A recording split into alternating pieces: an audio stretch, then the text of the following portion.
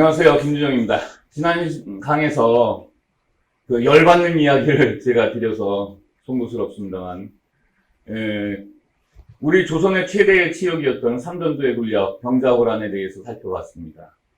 병자호란 이후에 조선은 과연 어떻게 진행이 되었을까요? 하는 건데, 왕자 둘이 전부 청나라의 수도로 인질로 끌려갔죠. 근데 이제 왕자들은 뭐 수용소에 갇히거나 강제 노동을 하거나 이런 게 아니고 그냥 거기서 사는 거죠. 인질이라는 게.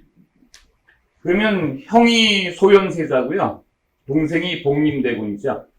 소현세자와 복림대군 부부가 전부 끌려가서 이제 청나라 수도에 살게 되었는데, 두 분 중에서 물론 다 뭐 똑똑하신 분이지만 세자, 첫째 아들 소현세자가 굉장히 개방적이고 실천적이고 뭐라고 볼까 좀 트인 분이었어요. 그 당시에 신문물에도 많이 트이고 사고방식에도 좀 트인 분이었어요. 어떤 결과가 일어나면 원인 없는 결과라는 게 없죠.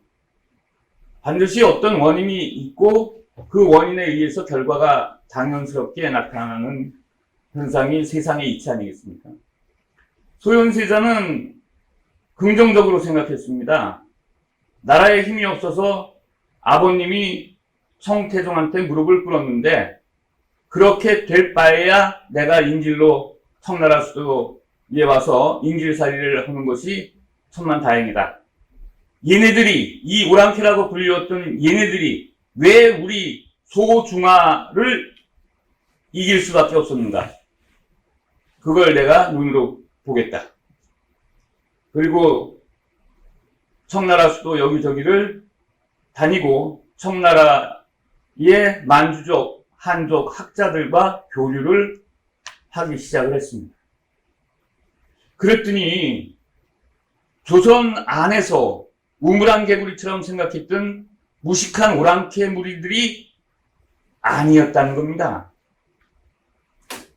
한족 학자들의 학문을 그대로 받아들여서 만주족 출신의 학자들마저 한족 수준 이상 가고 우리 학자들, 조선 학자들과 대등한 수준의 대화가 가능했다는 것을 알 수 있었습니다.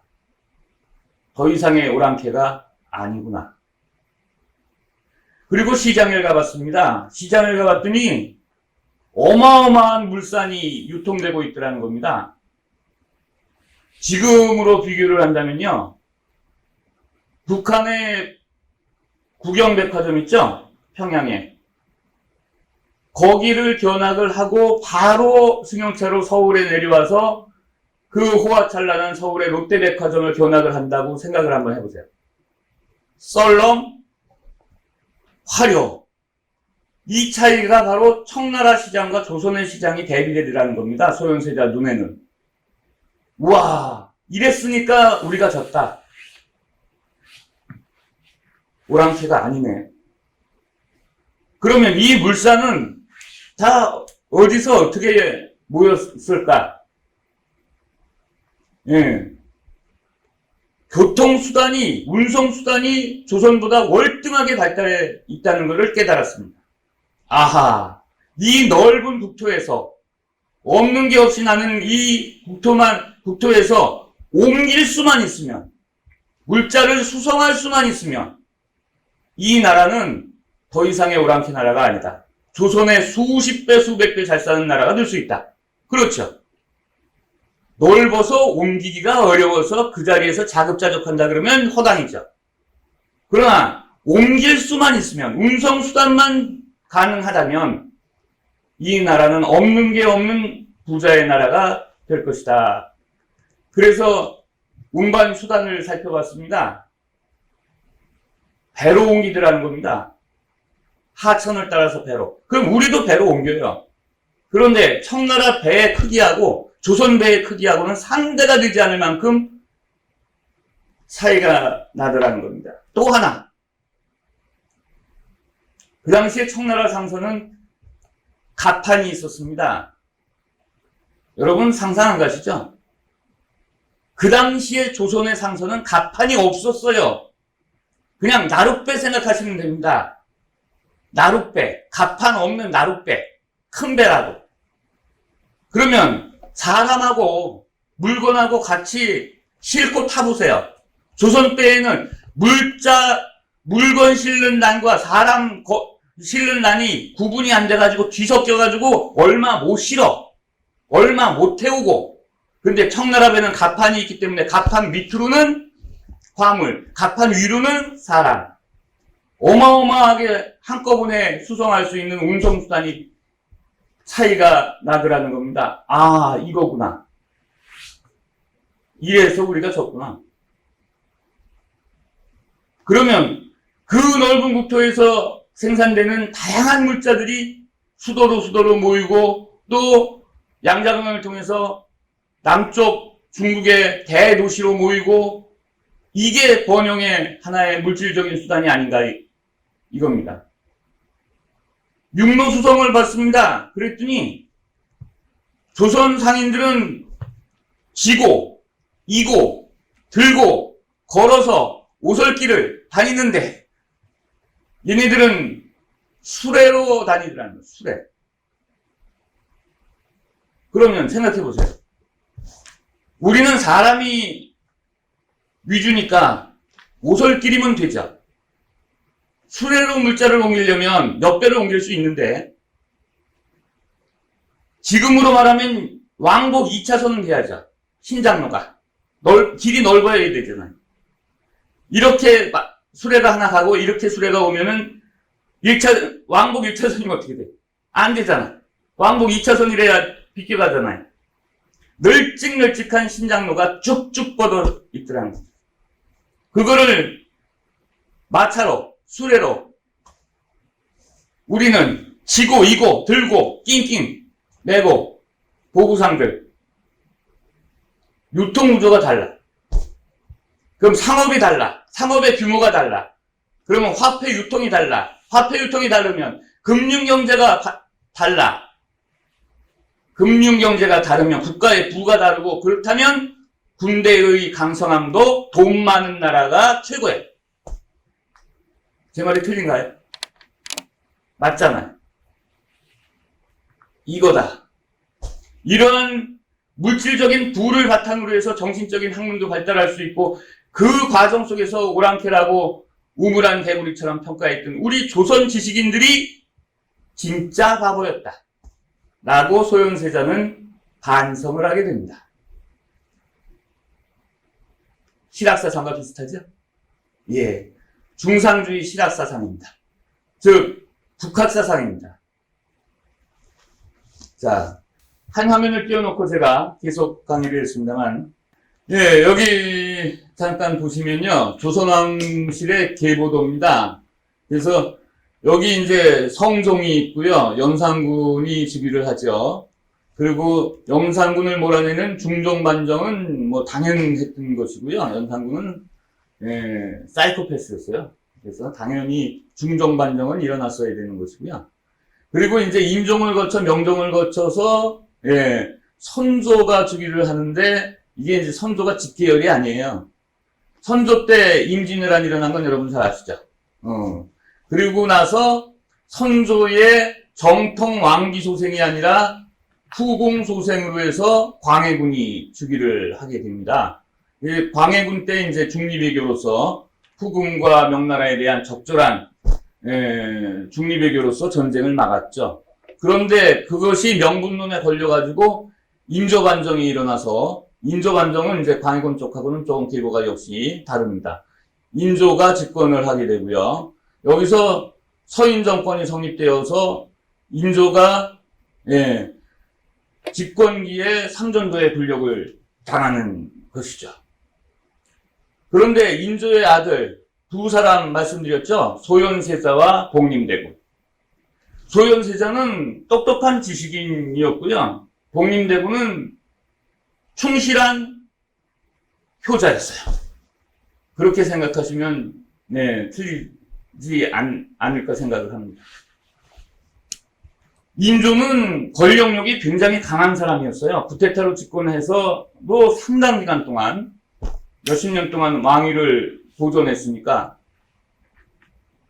아마 저 같으면 삼전도의 굴욕을 겪고 나서는 우울증에 걸려서 자살하지 않았을까 생각을 하는데, 아니면은 우울증 상관없이 자결을 한다든가 치욕적인 국가 치욕을 당한 왕으로서 그런 게 없이 계속 정권을 유지를 했거든요.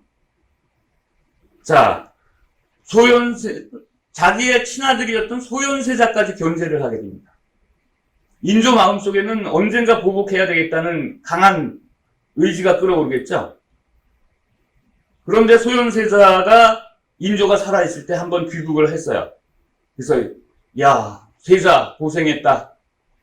그래, 청나라야, 문물을 잘 눈여겨보고 있지. 네가 왕을 이어받으면 아버지의 그 시욕적인 삼전도의 굴욕을 반드시 오랑캐 놈들한테 보복을 해 주어야 마땅하다라고 이야기를 하니까 소현세자가 조금 다른 결의 말을 했던 겁니다.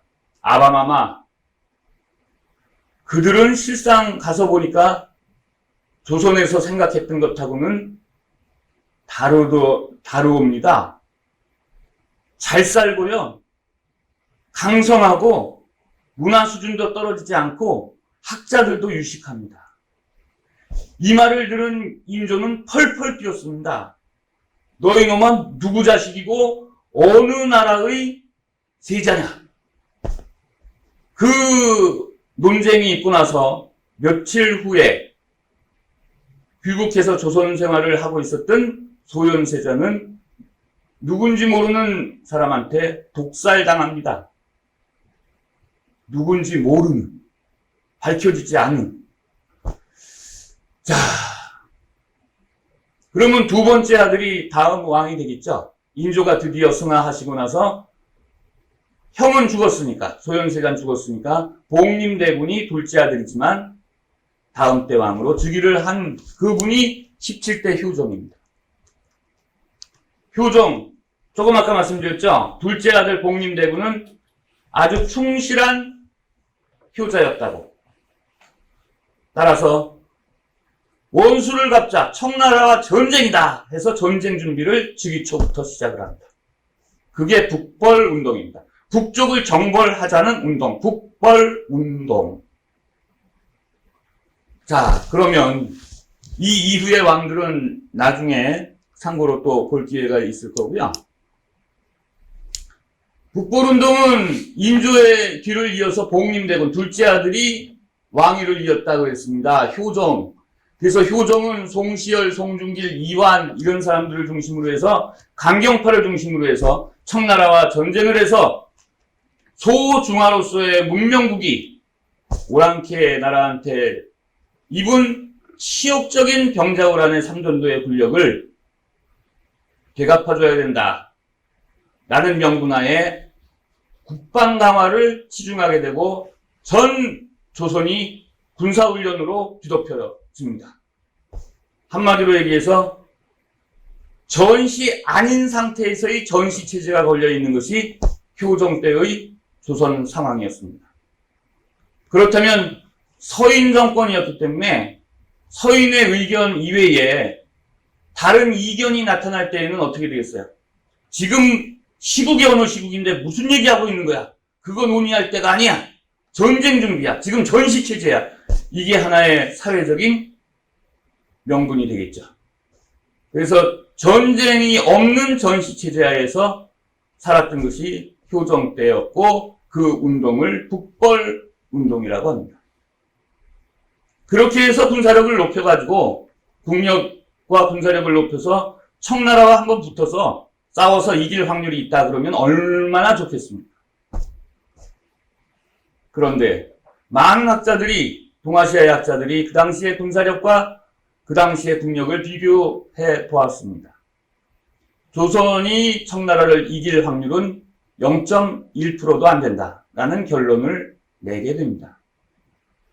그렇다면 북벌운동은 대외적인 전쟁 준비가 아니라 서인이라는 붕당이 병자호란에 책임을 져서 물러나야 되는데 정권을 놓치지 않고 계속 유지하기 위해서 사회적으로 분위기를 일으켰던 전쟁 분위기를 일으켰던 그러한 상황에서의 허황된 전시체제의